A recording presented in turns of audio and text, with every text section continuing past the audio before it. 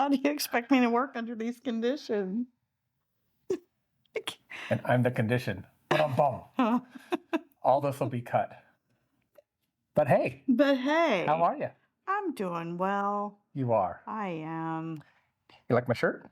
I do. I remember Rainbow Drive-In. Rainbow Drive in Honolulu, Hawaii. Mm-hmm. That was great. That was fun. It was. So we have a lot of fun traveling. We do. Yeah. And we're this close, depending upon how our work week goes. Sometimes we're closer than others to retiring. And we're really blessed that it's an early retirement from what typically traditionally people have an opportunity to do. But we've worked hard to get to this point, and so We really have. we thought, with all the travel stories that we do share, that we're at a point as we're starting to really focus on that retirement journey to start sharing some of that with you. Seems reasonable. So welcome. I'm Chris. I'm Stephanie. And on our Better Together Travel Story channel, we typically share a lot about just our experiences traveling. And we've talked a bit about our retirement plans, but we thought this would be a good one to kind of start a new chapter where we share more about that journey, and particularly in this video, some of the planning that's going behind it, and give a little more detail. Yep. Looking forward to it. We haven't been here for a while, but we've had good reason. Yeah, because we work.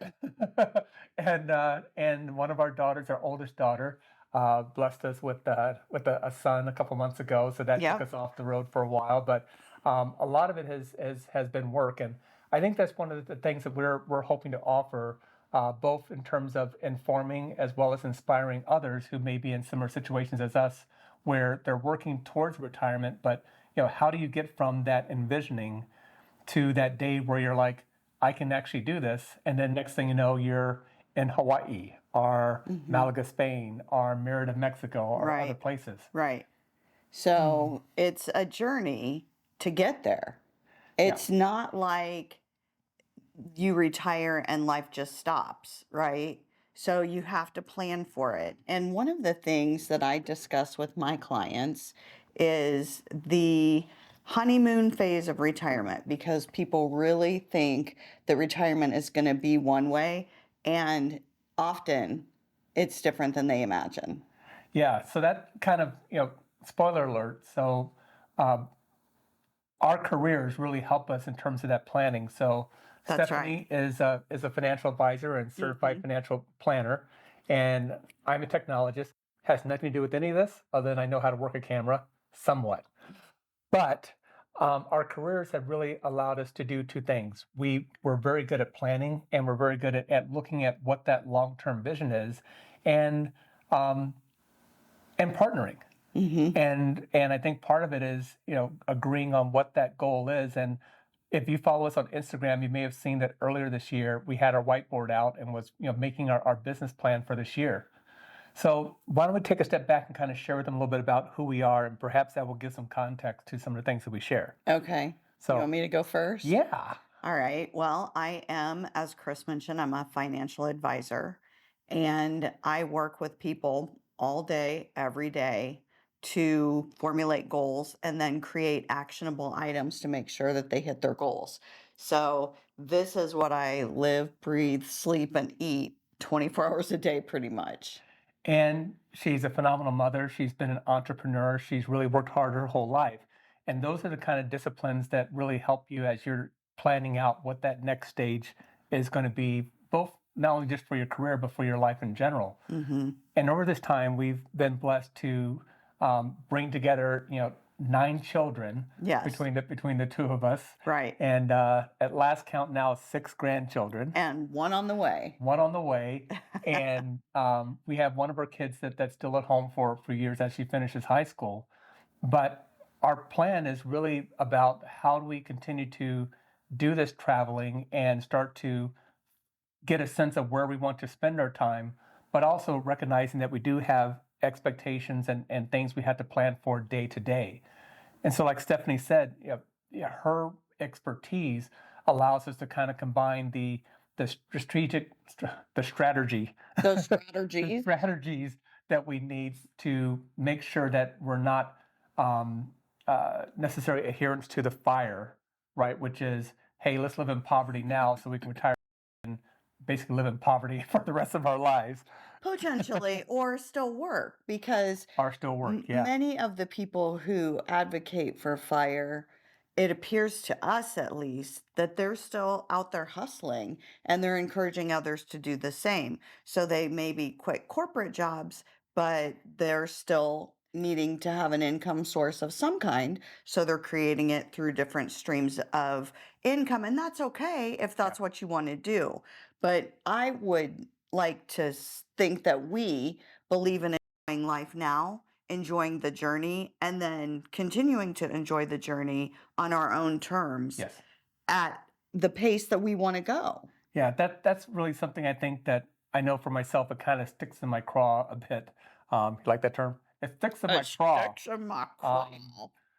Where's is- your craw? I don't know, I think but it's like right here. but there's something stuck in it when I watch these videos, right? Because you hear someone talking about, hey, they're retired and they're enjoying all this travel, but then they start talking about what they do to make income, and it's like, well, you're not really retired. You've changed your work, and perhaps it's a work that's more relaxing and fulfilling.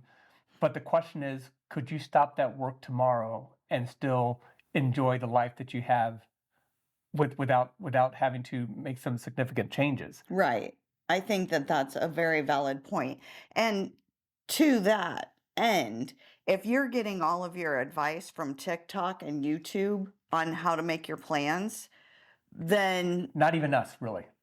honestly, Yeah, honestly. you probably should be working with a professional. Yes. Because it's important that your goals and your plans be outlined in such a way that you will realistically hit them.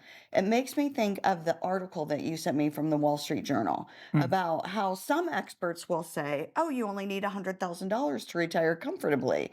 And it's based on a demographic that was the demographic that was still receiving a pension. Yes. And so certainly if I had a monthly income stream that met my needs, I wouldn't need more than $100,000 between a pension and Social Security. So you want to be careful about who you listen to, what advice you take, and particularly before you make any significant changes, that you measure twice and cut once. Oh, that's very good.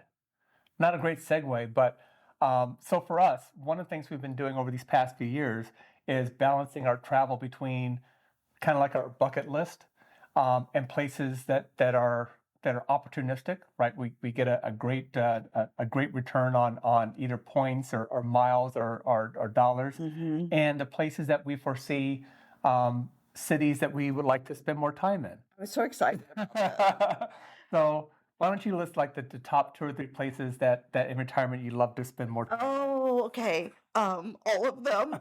I want to go to Spain. I want to go to Italy. I want to go to Portugal. I want to go back to South I America. was going to say, you should say again. It's not like you want to go there. It's like, I want to go there again. Well, I mean, I want to live there. Okay, let me rephrase that. I want to live in these places for an extended period of time. As long as they're going to let me stay, that's how long I want to stay. I want to go definitely back to Asia. I am so excited about our trip in October. I know. We're so hopeful to see some of our friends that we met last time we were there. Yes. But that's what we do. Our intentions are to spend probably the next, once we move into retirement, spend those first few years kind of figuring out where we want to spend most of our time. There's going to be a lot of the world that we still haven't visited. There'll be a lot of places that we'd like to visit again. And then you move in from that phase of, okay, we're exploring all these places to saying there's 1 or 2 places that we like being a lot. And we want to start building a semi-regular life there. And we're talking, maybe 2 or 3 months of the year in these places. Right. And then use them as hopping off points for other parts of that continent that we'd like to go to. So we've talked about Merida, Mexico. That's someplace we enjoy going to every year. And it's a great hopping off point for us, whether it's coming back to the U.S. for places that we like to go to or going further into Central or South America. Right. that we find beneficial. The other one is in Spain.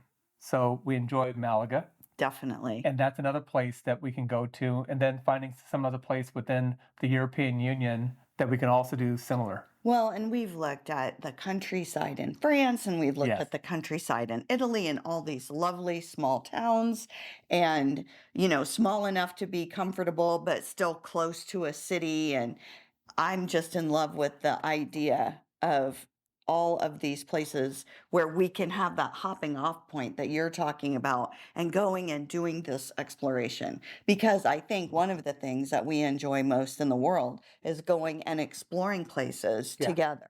And whether we speak the language or whether we We don't, never speak the it language.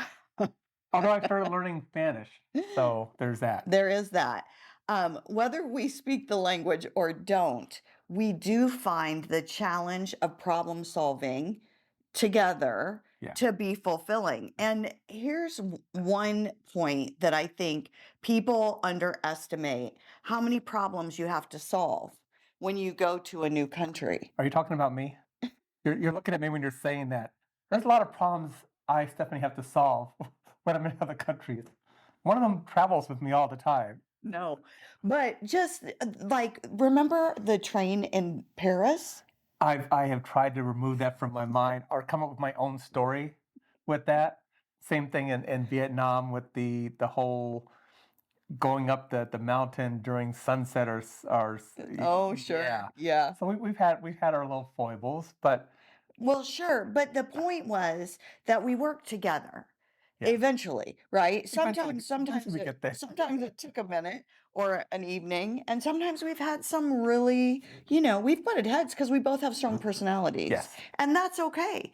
But the point is that traveling in a location where neither of us is an expert is it's a great exercise for us. It's a great bonding experience. And so, you know, we're looking at, and I describe it as this kind of go, slow go, and no go, where that first phase for Mhm. us will be just going, just exploring places even more than we do now, and just getting a chance to just visit. Hmm. And then there'll be that slow go period where we'll kind of settle down a bit, where there'll be 2 or 3 places probably that we like to spend a lot of time in, and Probably. they become great hopping off points for other places.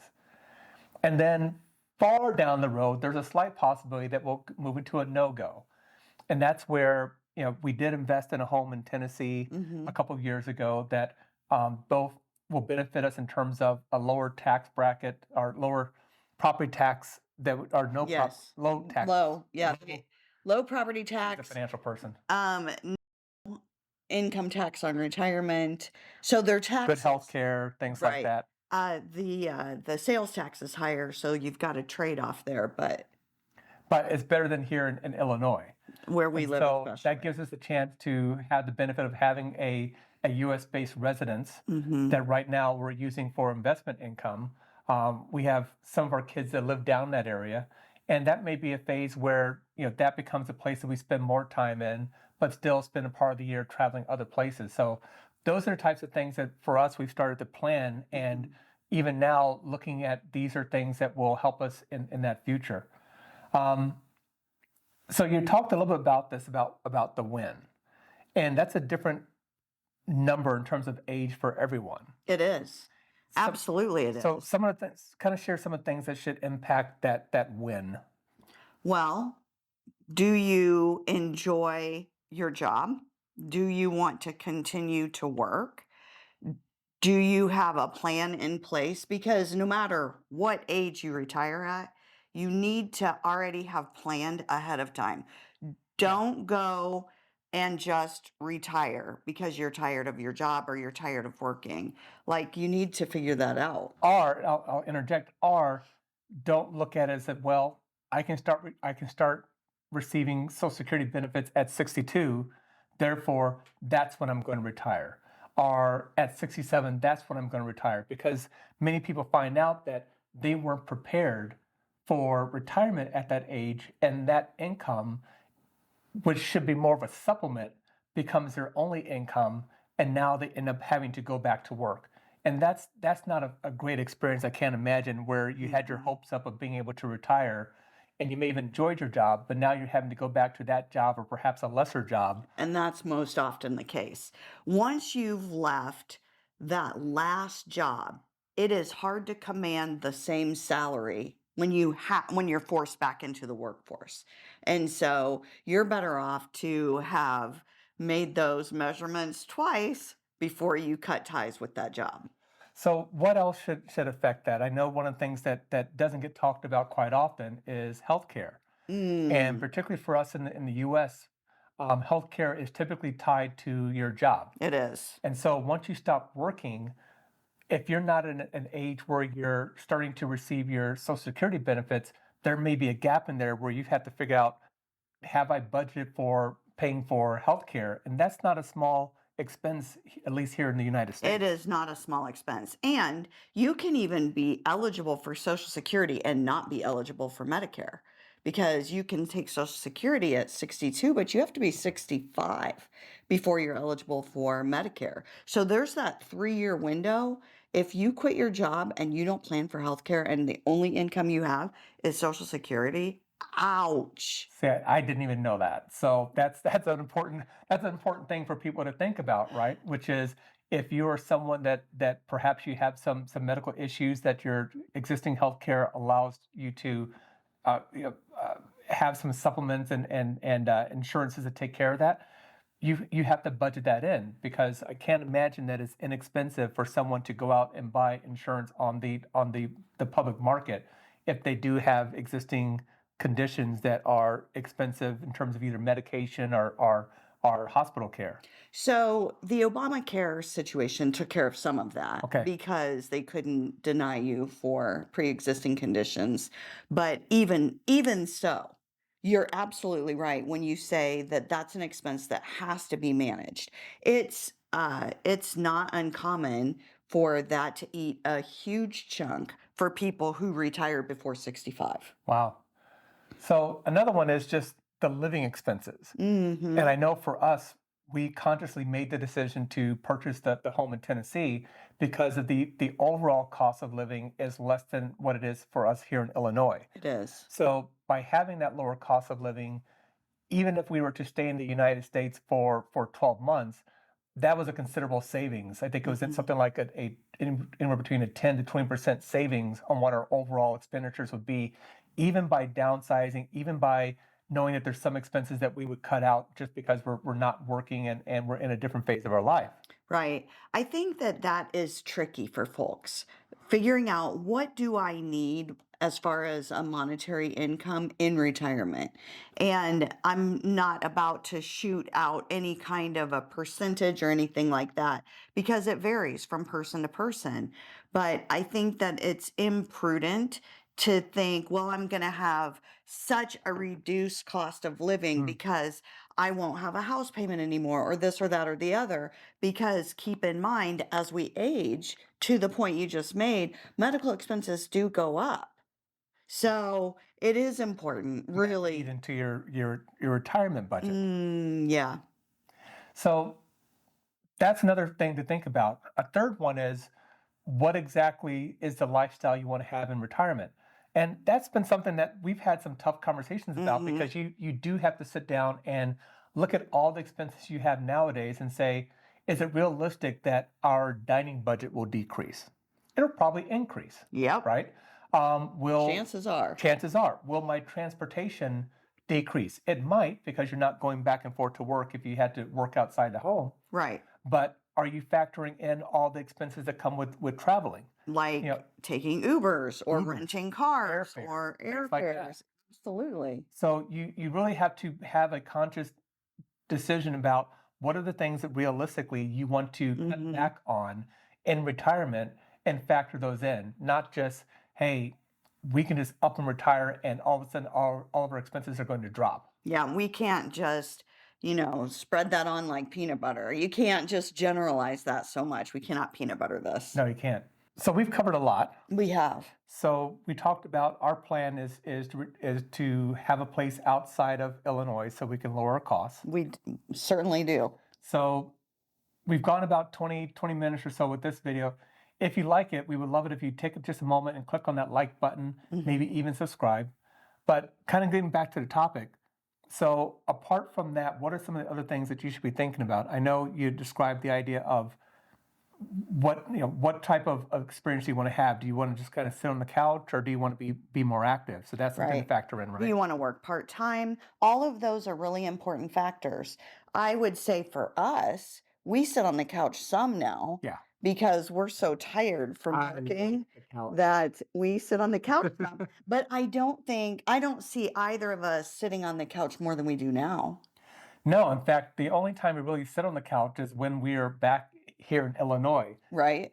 Pretty much whenever we're anywhere else, we're always traveling. We're walking miles a day, and Loving it. it's Loving it. we do. And it's funny because I've noticed for myself that I gain more weight here than when we travel. Travel is almost like it's a phenomenal experience for just getting more healthy. Yeah, it really is. Because we go to areas that are pedestrialized. Yeah. Because here, if we want to go anywhere, we have to hop in the car. And if we want to walk a mile, we have to make laps around our neighborhood. Or play Frogger and and get around traffic.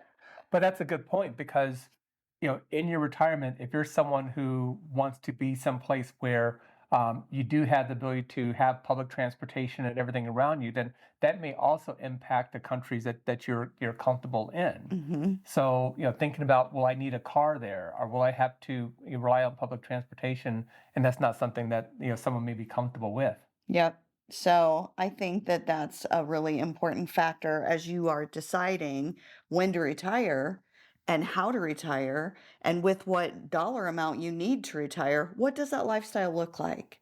Because if you will sit and consider the end, so you always begin with the end in mind.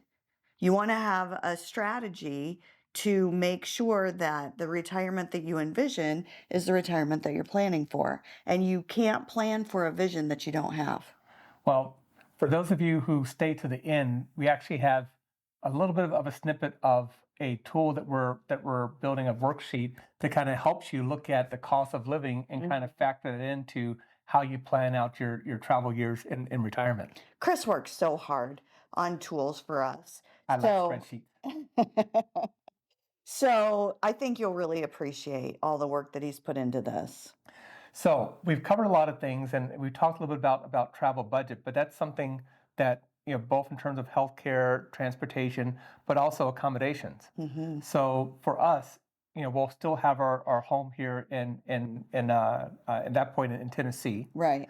We'll sell our home here in Illinois, and we'll be able to get the capital gains off of that without having to pay taxes on it, right? That's correct. As long as the prices don't skyrocket, because there is that deduction, as Okay. long as you've lived in the home as your primary residence for 2 out of the last 5 years, then the capital gains are waived up to the limit. And right now, we're below that limit. So, and the nice thing is, even if you go above the limit, it's not like they're going to charge you tax on the whole thing. Okay. And one of the things that Stephanie helped us with specifically in that area is that for our travel budget in our retirement, that money will sit and just invest. Hmm. So the reason for that is that at some point, if we do decide to go into a slow go or no go period, Hmm. and we want to invest in another residence, we'll have that money to do so. Right. And so the intent is for us, we'll basically take some of the growth off of that money Hmm. sitting and use that to pay for our accommodations in other countries. That's something that I was really excited when you came up with that idea, because now we don't have that concern of, if we decide at some point that either because of just we've found a place in Italy that we enjoy and we'd like to purchase it, we're not then having to go out and try to get a bank loan while we're retired to pay for it. We can actually use part of the money that we the sale of this home Right. in order to do so. Right. And hopefully the next home. And hopefully the next home. Yeah. I mean, truly, it's a good plan. It's good. Very good. So the other thing I wanted to make sure we have a chance to talk about is, people will typically ask, okay, well, what about family? And do you feel badly about moving away from family? And the short answer is no. They are welcome to come and visit us. That's part of our plan. I'm teasing. We will miss them all. Part of Yes. our plan is to have accommodations if they should want to come to visit. And we are also thoughtfully planning to come back for holidays and to come back for summer vacations when the grandchildren are out of school, Yeah. so that we are around, and we love FaceTime. We do. In fact, I've actually switched all to Apple devices just so I could FaceTime. So, but that's one of the things that we've factored into our travel budget. So, Hmm. just in full transparency for us, just for travel transportation alone, we're setting aside $2,000 a month. Right. And that may seem like a lot to some people and not very much to others, Exactly. but it works for us. It does. It gives it that cushion that says that one, if we decide that this year are 12 different countries we want to go to, and by golly, we want to have a budget to go to all 12 different countries, we can do so. If we decide that we're going to spend 3 months in Malaga, Spain, well, that cost itself is something that we just keep in We the bank account, it. and we bank it. We bank it because just because we're retired doesn't mean that we'll want to budget travel every single trip, every single time for the Yeah. rest of our lives, or be forced to not travel, right? And travel expenses will go up. So anything that we are banking, we'll get to choose how to use that. Yeah, and again, those are one of the conversations that we had, just to be perfectly candid with each other, and saying, hey, do we want to travel business class throughout our retirement? Because if so, then this is the budget number that we have to set. Hmm. But will it be more of, if we're traveling from another country back to the U.S., we enjoy the comfort of business class, and so we can have that money available. But those are the types of conversations to have, so that there's not an expectation of traveling, in business class, but you only have economy money to do so. Yeah. And that may be a constraint that disappoints you in retirement. Right. Yep. So we've had some really strong heart-to-heart conversations. Yeah, and sometimes it comes down to, are we willing to work another 6 months Hmm. in order to have this lifestyle in retirement or not? And we've enjoyed those because it helped us better understand each other in terms of what our expectations were in retirement. Hmm. Good job. The other one is about all of our stuff. Yes. So We've many got people plenty of stuff. downsize, and we'll downsize. There's days where we're like, hey, we're going to start downsizing tomorrow, and the next day is like, ooh, that new computer looks really nice. So we're trying to find that balance, but we're at that point now, even with this video, starting to think about, okay, what are the things that we realize we're not using and don't need, Mhm. or what are the things that we would There's plenty. purchase? Yeah, There's so much. what are the things that we would typically purchase, but when we look at over the next couple of years, we may be retiring. Is this something that is really needful for our life? And Or I is think it those determinations? is it going to be something that we're going to have to part with anyway Yes. in a few years? And then we're like, why did I buy Why did this? I this? Why did this seem so necessary? And even just now, looking out, at our home and seeing the things that we have There's a lot here. here. I mean, some of it's the kids' things, and some of it's just memories, but I am thankful to have a home base because that's Yeah. important for me. I don't want to sell everything and then truly just live out of a suitcase. That doesn't appeal to me at Yeah, all. that's not our vibe at all. No, So, because we do have family here and we do want to come back. And I want to be able to switch out the clothes that I have for clothes that I already have. I don't want to switch out clothes and buy new clothes. I want to be able to have things that we own in another home, and maybe we'll downsize gradually. We'll downsize from Gradually. this home to the next home to the next home, and maybe even a next home. I envision 30, 40 years from now, if we do move into a no-go phase, that wherever we've just chosen to live at, that place will have all the memories of the things that we have accumulated from our journeys, Mm-hmm. that are intermingled with the things from this life, Mm-hmm. and that will also be really a treasure for us. I think so So- too. That's why I don't want to sell everything. I can't imagine, or putting everything into storage. Yeah, I'm not a garage sale kind of having person Uh, anyway. So I think most of our kids will have the kids come over and have a family estate sale. There you go. That way we know where all is. We can always go back and pick it all back up again. So You're so funny. so anything else you want to talk about on this video? I can't think of anything off the top of my head. Okay. Do you have any other questions? I can't think of any, but if you guys have questions, definitely leave them down in the comments. You can follow us here as well as on Instagram. And I think one of the other points is just like I said, it's going to be a series of videos that we'll start to share, just kind of exploring and sharing our journey as we're really starting to make those final plans for retirement and the travels that will come from that. And then watch one of our next videos where we'll actually walk through this worksheet that we've used to kind of help us plan out where we want to spend our time throughout the year and how that impacts our travel budget. So I think it's going to be really great to share that out. yeah, we're excited. I'm really happy for you to have this tool that is going to be complimentary, but you'll only know about it if you watch the next video. So join us. All right. Well, I'm Chris. I'm Stephanie. Thanks for watching. Take care. Bye-bye. Bye.